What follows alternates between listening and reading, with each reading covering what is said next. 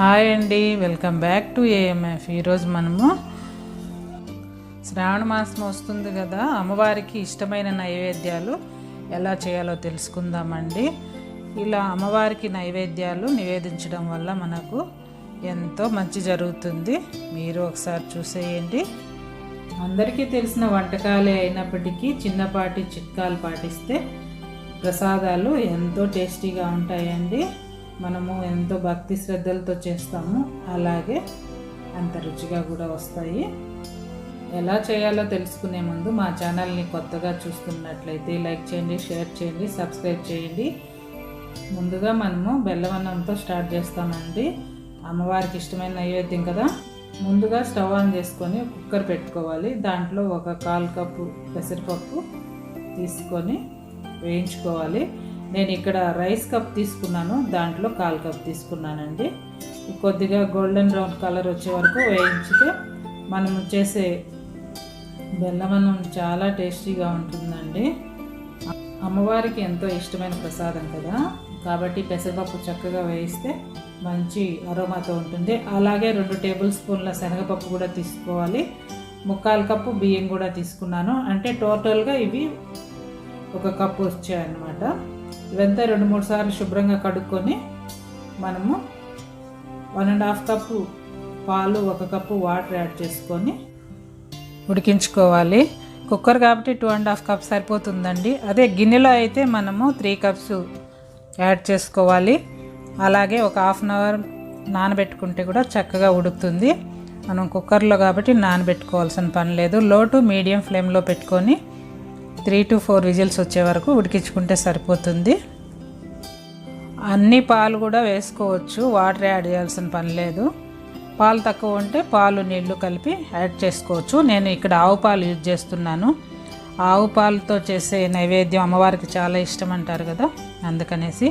ఈ ప్రసాదం ఉడికే లోపల మనము స్టవ్ పైన బాణలు పెట్టుకొని 2 టీ స్పూన్ల నెయ్యి యాడ్ చేసి కొద్దిగా జీడిపప్పు, అలాగే ఎండు కొబ్బరి ముక్కలు కూడా యాడ్ చేసి వేయించుకోవాలి. పచ్చి కొబ్బరి ఉంటే కూడా యాడ్ చేసుకోవచ్చు. పచ్చి కొబ్బరి కానీ ఎండు కొబ్బరి కానీ ఏదైనా నైవేద్యంలో యాడ్ చేయడం వల్ల చాలా టేస్ట్ అనేది పెరుగుతుంది. మీరు కూడా ఇలా ఒకసారి ట్రై చేయండి. జీడిపప్పు, ఎండు కొబ్బరి ముక్కలు చక్కగా వేగాయి, పక్కన పెట్టుకోవాలి. ఇప్పుడు కుక్కర్ చల్లారింది, మూత తీసి చూద్దాము. నేను చెప్పిన ఈ కొలతలతో చేసుకున్నారంటే బిగినర్స్ కూడా చక్కగా ఈ నైవేద్యాన్ని చేసుకోవచ్చండి. ఇప్పుడు అంతా ఒకసారి కలుపుకొని మనము 1 కప్పు రైసు, పెసరపప్పు, శనగబేడలు తీసుకున్నాం కదా, అదే కప్పుతో బెల్లం తరుగు కూడా తీసుకుంటే సరిపోతుంది. మనము బియ్యము, పెసరపప్పు, శనగపప్పు మిశ్రమాన్ని ఏ కప్పుతో తీసుకుంటామో అదే కప్పుతో బెల్లం తరుగు కూడా తీసుకోవాలి. మీరు ఏ కప్పు తీసుకున్నా ఇదే క్వాంటిటీ అండి. 1 కప్పు బియ్యం మిశ్రమము, అలాగే 1 కప్పు బెల్లం అన్నమాట. ఈ బెల్లం అన్నంలో ఎక్కువ నెయ్యి యాడ్ చేస్తే చాలా టేస్ట్ ఉంటుంది. మనము పాలు కూడా ఎక్కువ యాడ్ చేసాము. మొత్తం పాలతో కూడా చేసుకోవచ్చు, ఇంకా రుచి డిఫరెంట్గా ఉంటుంది. ఈ నైవేద్యాన్ని రకరకాలుగా చేసుకోవచ్చండి. నెక్స్ట్ టైం మళ్ళీ వేరే రకంగా నేను చూపిస్తాను. ఇప్పుడు నేను ఇక్కడ 2 టేబుల్ స్పూన్ల నెయ్యి యాడ్ చేస్తున్నాను. గమనించారు కదా, ఆ నెయ్యి కూడా ఆవు నెయ్యే, ఇంట్లో మేము ప్రిపేర్ చేసుకుంటాము. దాన్నే నేను ఇక్కడ ప్రసాదంలో వేస్తున్నానండి. ఆవు పాలు, ఆవు నెయ్యి యూజ్ చేయడం వల్ల ప్రసాదాలు కూడా డిఫరెంట్ టేస్ట్తో ఉంటాయి. అలాగే మంచిది కూడా అంటారు. ఆవు పాలు, ఆవు పెరుగు, ఆవు నెయ్యి కూడా చాలా మంచిది అంటారు కదా. అలాగే మనం ఇక్కడ అన్నీ అవే యూజ్ చేస్తున్నాము. ఇప్పుడు కొద్దిసేపు మూత పెట్టి ఉడికించాలి, ఎందుకంటే బెల్లం కరిగి బియ్యం మిశ్రమంలోకి అంతా పట్టేస్తుంది.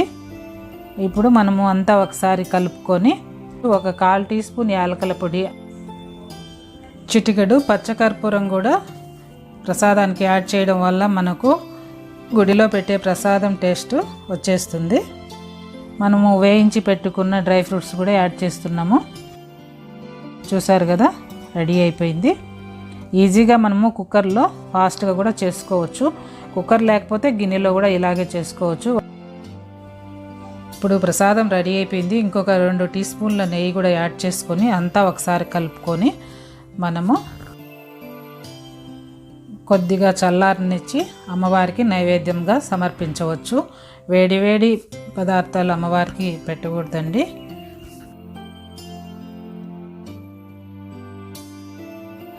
ఇప్పుడు ఇంకొక ప్రసాదం ఎలా చేయాలో తెలుసుకుందాము.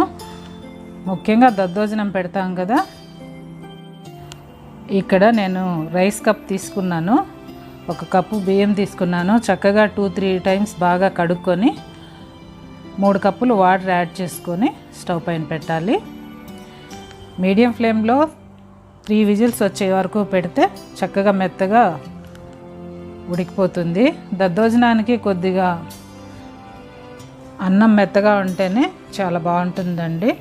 అలా ఉడికించుకోండి. గిన్నెలో చేసుకునే వాళ్ళైతే కొద్దిగా వాటర్ ఎక్కువ యాడ్ చేయాలి. అలాగే ఒక 1/2 అవర్ బియ్యం నానబెట్టుకున్నామంటే చక్కగా వస్తుంది. అంతా చక్కగా ఈవెన్గా ఉడికిపోయింది. ఇప్పుడు కొద్దిగా సాల్ట్ యాడ్ చేసి పక్కన పెట్టేద్దాం. ఇక్కడ నేను 2 టీ స్పూన్ల సాల్ట్ యాడ్ చేశాను. ఒకసారి అంతా కలుపుకున్నామంటే వేడి మీద కొద్దిగా మెత్తగా కూడా అవుతుంది. అలా ఉంటేనే దద్దోజనం చాలా బాగుంటుందండి. అన్నం చల్లారిన తర్వాత ఇక్కడ 3 కప్స్ గట్టి పెరుగు యాడ్ చేశాను. మనము ఏ కప్పుతో అయితే రైస్ తీసుకున్నామో అదే కప్పుతో పెరుగు యాడ్ చేసుకోవాలండి. చూస్తున్నారు కదా, 3 కప్స్ యాడ్ చేశాను. పర్ఫెక్ట్గా సరిపోతుంది ఈ రైస్కు ఈ పెరుగు. నేను ఇక్కడ పెరుగు కూడా ఆవు పెరుగే యూజ్ చేశానండి. అమ్మవారికి ఆవు పాలు ఆవు పెరుగు ఎంతో ఇష్టం కదా. ఇప్పుడు స్టవ్ ఆన్ చేసుకుని బాణలు పెట్టి 2 టీ స్పూన్ల ఆవు నెయ్యి యాడ్ చేసుకోవాలండి. కొద్దిగా వేడయ్యాక 1 టీ స్పూన్ ఆవాలు స్పూను, అలాగే 1 టీ స్పూన్ శనగపప్పు, 1 టీ స్పూన్ మినపప్పు యాడ్ చేసుకోవాలి. ఈ ఆవు నెయ్యి కూడా మేము ఇంట్లోనే ప్రిపేర్ చేసుకుంటామండి. చాలా టేస్టీగా ఉంటుంది, ఈజీగా కూడా చేసుకోవచ్చు. అలాగే 1/2 టీ స్పూన్ జీలకర్ర కూడా వేసి వేయించుకోవాలి. ఇవన్నీ కొద్దిగా వేగాక 1 ఎండుమిర్చి తుంచి వేసుకోవాలండి. ఆ తర్వాత 2 పచ్చిమిర్చి సన్నగా కట్ చేసుకొని యాడ్ చేసుకోవాలి. ఇవన్నీ చక్కగా వేయించుకోవాలి. మనం పోపు ఎంత చక్కగా ప్రిపేర్ చేస్తామో పెరుగన్నం టేస్ట్ కూడా అంత చక్కగా ఉంటుంది. ఇప్పుడు సన్నగా తరుక్కున్న 2 పచ్చిమిర్చిని, అలాగే 1 టీ స్పూన్ అల్లం తురుము, అలాగే పచ్చి కరివేపాకు కూడా యాడ్ చేసుకొని వేయించుకోవాలి. ఈ ప్రాసెస్ అంతా లో ఫ్లేమ్లో చేసుకుంటే మంచి అరోమాతో దద్దోజనం రెడీ అవుతుందండి. హై ఫ్లేమ్లో వేయించామంటే స్మెల్ మారిపోతుంది, టేస్ట్ కూడా చేంజ్ అవుతుందండి. ఇప్పుడు పోపు రెడీ అయింది. ఇప్పుడు ముందుగా మనం కలిపి పెట్టుకున్న పెరుగన్నంలో సన్నగా తరుక్కున్న కొత్తిమీరని యాడ్ చేసుకుందాము. అలాగే మనము పోపు రెడీ చేసుకున్నాం కదా, అది కూడా యాడ్ చేసామంటే మన పెరుగన్నం అనేది రెడీ అయిపోతుంది. మేము చాలా రకాలుగా పెరుగన్నాన్ని రెడీ చేస్తాము. డిఫరెంట్ టైప్స్ అండ్ డిఫరెంట్ టేస్ట్తో ఉంటాయి. ఇదైతే అమ్మవారి కోసం నైవేద్యం కోసం చేసాం కదా, ఇలాగ చేసుకోండి, ఎంతో చక్కగా ఉంటుంది. ఇలా అమ్మవారికి సమర్పించి అమ్మవారి ఆశీస్సులను అందుకుందాం. మనము అందరికీ అమ్మవారి ఆశీస్సులు చక్కగా ఉండాలనేసి మా ఆల్మోర్ ఫ్యామిలీ తరపున మేమంతా కోరుకుంటున్నామండి. ఇలా నైవేద్యం రెడీ అయిపోయింది. చక్కగా మనము అమ్మవారికి సమర్పించుకోవచ్చు. ఎంతో ఈజీగా మనము ప్రిపేర్ చేసుకోవచ్చు. ఇక్కడ నేను చెప్తుంటే చాలా పని ఎక్కువ అనిపిస్తుందేమో, కానీ ఈజీ అండి. ఇప్పుడు ఇంకొక ప్రసాదం ఎలా చేయాలో తెలుసుకుందాము. ఇప్పుడు అమ్మవారికి ఎంతో ఇష్టమైన పులిహోర రెడీ చేసుకుందామండి. ఇక్కడ నేను నిమ్మకాయ పులిహోర చేస్తున్నాను. ముందుగా మనము 1 గ్లాస్ బియ్యం తీసుకోవాలి. ఈ గ్లాస్ 250 గ్రామ్స్ రైస్ పడుతుందండి. నేను ఈ గ్లాస్తో తీసుకున్నాను. బియ్యాన్ని శుభ్రంగా 2 సార్లు కడుక్కొని మనము 2 గ్లాస్ వాటర్ యాడ్ చేసుకోవాలండి. మనం ఏ గ్లాస్తో అయితే బియ్యం తీసుకున్నామో అదే గ్లాస్తో 2 గ్లాసులు వాటర్ యాడ్ చేసుకోవాలి. ఇలా యాడ్ చేసుకున్న తర్వాత ఒక 1/2 అవర్ నానబెట్టుకున్నామంటే చక్కగా అన్నం పలుగ్గా వస్తుంది. అలాగే 1 టీ స్పూన్ నూనె కూడా యాడ్ చేసుకోవాలండి. ఇక్కడ నెయ్యి నేను యాడ్ చేశాను. ఇలా యాడ్ చేయడం వల్ల అన్నం పొడి పొడిగా వస్తుంది. అన్నం రెడీ అయిందండి. నేను ఒక బౌల్లోకి తీసుకొని చల్లారబెట్టాను. ఇప్పుడు మనము స్టవ్ ఆన్ చేసుకొని ఒక బాణలు పెట్టుకొని ఒక 25 గ్రామ్స్ నూనె యాడ్ చేసుకోవాలి. నూనె వేడయ్యాక 1 టీ స్పూన్ ఆవాలు, 1 టీ స్పూన్ శనగపప్పు, అలాగే 1 టీ స్పూన్ మినప్పప్పు, 1 ఎండుమిర్చి ముక్కలుగా తరుక్కొని యాడ్ చేసి చక్కగా వేయించుకోవాలి. అలాగే 5-6 పచ్చిమిర్చి సన్నగా కట్ చేసుకొని వేసుకోవాలండి. తర్వాత 5-6 టీ స్పూన్ల వేరుశనగపప్పు కూడా యాడ్ చేసుకోవాలి. ఇవన్నీ కొద్దిగా వేగాక అల్లం వెల్లుల్లి పేస్ట్ 1 టీ స్పూన్ కూడా యాడ్ చేయాలి. ఇవన్నీ చక్కగా వేపుకోవాలండి. మనము పోపు ఎంత పర్ఫెక్ట్గా చేస్తామో మనం చేసే వంట అంత పర్ఫెక్ట్గా ఉంటుంది. ఆ తర్వాత 1 టీ స్పూన్ పసుపు, 1/4 టీ స్పూన్ ఇంగువ కూడా యాడ్ చేసి చక్కగా వేపుకోవాలి. పోపు మిశ్రమం అంతా చక్కగా వేగాక మనము కరివేపాకు కూడా యాడ్ చేసుకున్నామండి. అలాగే తరిగిన కొత్తిమీర కూడా యాడ్ చేసుకున్నామంటే మంచి అరోమాతో పులిహోర రెడీ అయిపోతుంది. అంతా ఒకసారి కలుపుకొని స్టవ్ ఆఫ్ చేసుకొని మనము ముందుగా ప్రిపేర్ చేసి పెట్టుకున్న అన్నంలో ఈ పోపు వేసుకోవాలి. అలాగే 2 టీ స్పూన్ల సాల్ట్ కూడా యాడ్ చేసుకోవాలండి. మనం ముందుగా 2 నిమ్మకాయల రసం తీసి పెట్టుకోవాలి. ఆ రసం కూడా ఇప్పుడు యాడ్ చేసుకొని చక్కగా కలుపుకోవాలి. పెద్ద నిమ్మకాయలు అయితే 2 సరిపోతాయండి. మనము 1/4 కేజీ రైస్ తీసుకున్నాము కదా. అలాగే చిన్న నిమ్మకాయలు అయితే 3 అవసరం అవుతాయి. ఇదంతా చక్కగా ఒకసారి కలుపుకోవాలి. అలాగే 1 టీ స్పూన్ నెయ్యి కూడా యాడ్ చేసామంటే మంచి అరోమాతో ఉంటుంది.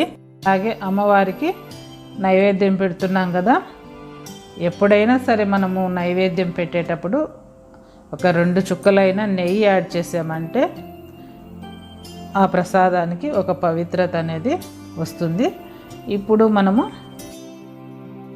పులిహోర ప్రసాదం రెడీ అయిపోయిందండి. ఇప్పుడు అమ్మవారికి సమర్పించడమే.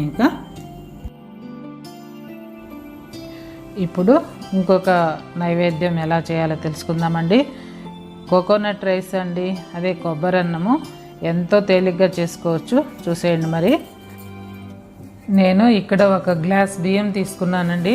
ఈ గ్లాస్ 1/4 కేజీ పడుతుంది.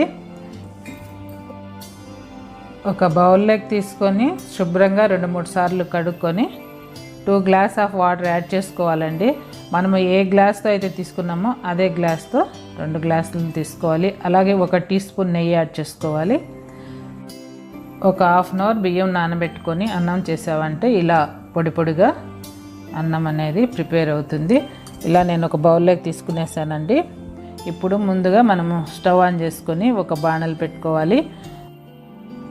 దీంట్లో 2 to 3 teaspoons oil add చేసుకోవాలండి. నూనె వేడయ్యాక 1 టీ స్పూన్ ఆవాలు, అలాగే 1/2 టీ స్పూన్ జీలకర్ర, 2 టీ స్పూన్స్ శనగపప్పు, 15 జీడిపప్పు పలుకులుగా చేసుకొని యాడ్ చేసుకోవాలి.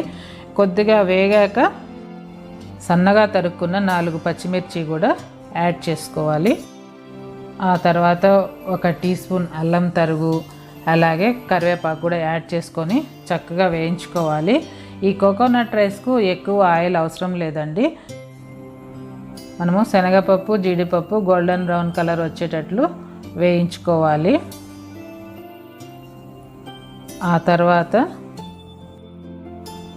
1 చిప్ప పచ్చి కొబ్బరి తురుమును కూడా యాడ్ చేసుకొని చక్కగా వేయించుకోవాలి. 1 నిమిషం వేయించుకుంటే సరిపోతుందండి, చక్కగా వేగిపోతుంది. ఆ తర్వాత మనము ముందుగా ఉడికించి పెట్టుకున్న అన్నాన్ని కూడా యాడ్ చేసుకొని వేయించుకోవాలి.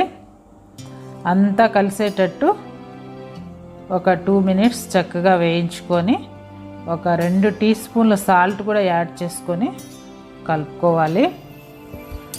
ఎంతో ఈజీగా చేసుకోవచ్చండి, చాలా టేస్టీగా ఉంటుంది. 1 టీ స్పూన్ నెయ్యి యాడ్ చేసుకొని అమ్మవారికి నైవేద్యంగా పెట్టేసుకోవచ్చండి.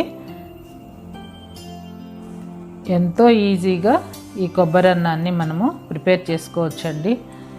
అన్నం రెడీగా ఉంటే మనం 5 మినిట్స్లో కోకోనట్ రైస్ను ప్రిపేర్ చేసుకోవచ్చు. ఇదేనండి ఈరోజు వీడియో. మరిన్ని ప్రసాదాల రెసిపీస్తో మీ ముందుంటాము. Thank you for watching.